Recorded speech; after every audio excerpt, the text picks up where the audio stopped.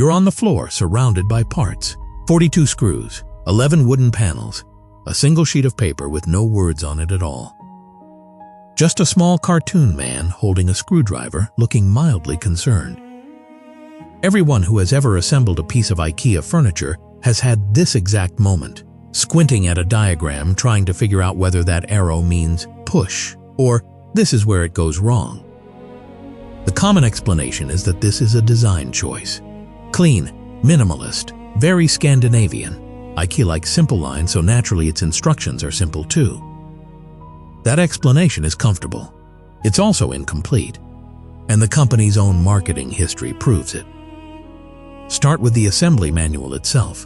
IKEA operates hundreds of stores across dozens of countries on every inhabited continent. A single product, say a bookshelf, is designed once, manufactured in one set of factories, and sold essentially unchanged in Stockholm, Shanghai, and Sacramento at the same time. The instruction sheet inside the box has to work in every one of those places, in every language a customer might read, without being rewritten for any of them. The idea traces back further than you'd expect. In the 1950s, an IKEA employee named Gillis Lundgren was struggling to fit a table into his car after a photo shoot. So he unscrewed the legs and laid them flat under the tabletop. The table took up a fraction of the space. That single moment of improvisation became flat pack, the principle the company would eventually be built on. Ship the flattest version of the object and let the customer assemble it at home. And that solved one problem while quietly creating a bigger one. Language. Flat pack meant unbolting the object before it shipped. It also meant unbolting the instructions that came with it.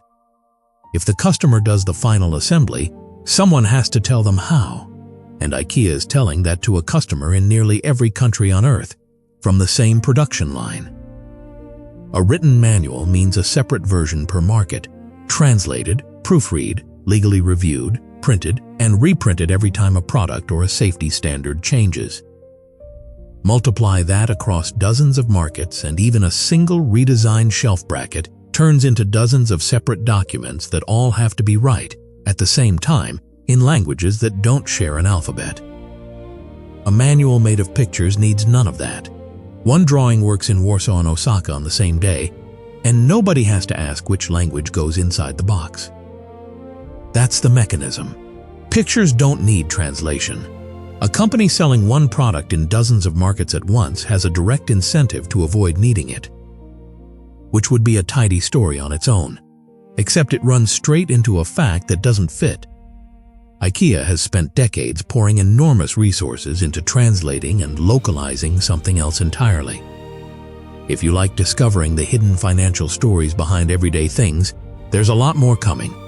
Subscribe, and we'll keep digging. For 70 years, the IKEA Catalogue was, by the company's own account, its single biggest marketing tool. At its peak, IKEA reported printing 200 million copies of it a year in 32 languages. The same sofa photographed and rebuilt for dozens of different homes, kitchen counters resized smaller for an apartment in Shanghai than for one in Sacramento.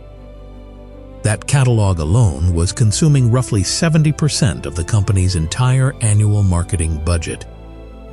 In 2020, after 70 years, IKEA ended it.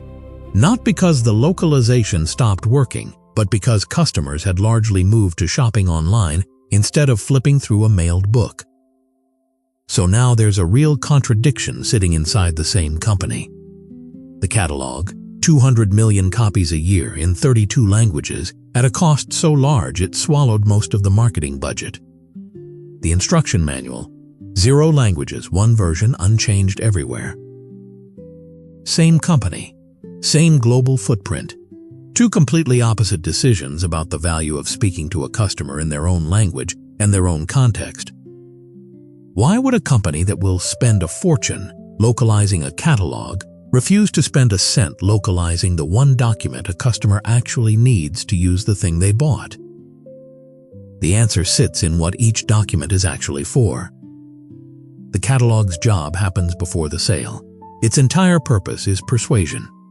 Making a stranger in Shenzhen or Stockholm feel like this specific sofa belongs in their specific home. That job is inherently regional, because a home in Shenzhen and a home in Stockholm don't look the same, and persuasion that ignores that difference persuades no one. The manual's job happens after the sale. Its purpose isn't persuasion, it's standardized, repeatable execution, getting the same physical result out of the same parts, regardless of who's holding the screwdriver or what language they read in. Once the sale is made, the economic value of cultural localization drops sharply, and the cost of doing it anyway, translation, legal review, printing, reprinting, stays exactly as high as it was before. Language didn't become expendable everywhere. It became expendable in exactly one place in the customer journey, the moment after the sale, when the cost of speaking someone's language stops buying anything in return. And once you see that pattern, it shows up again in something you'd never think to connect to a translation budget. The names on the products themselves. IKEA doesn't sell bookshelf model 471. It sells a Billy, a Poang, a Catalogues. Names instead of numbers, a system often traced back to IKEA's own founder, who by his own account struggled to keep numeric codes straight. Whatever its origin, the effect at scale matches the manual, not the catalog. A name travels across a language barrier the way a picture does. It doesn't need to mean anything in Japanese or Portuguese.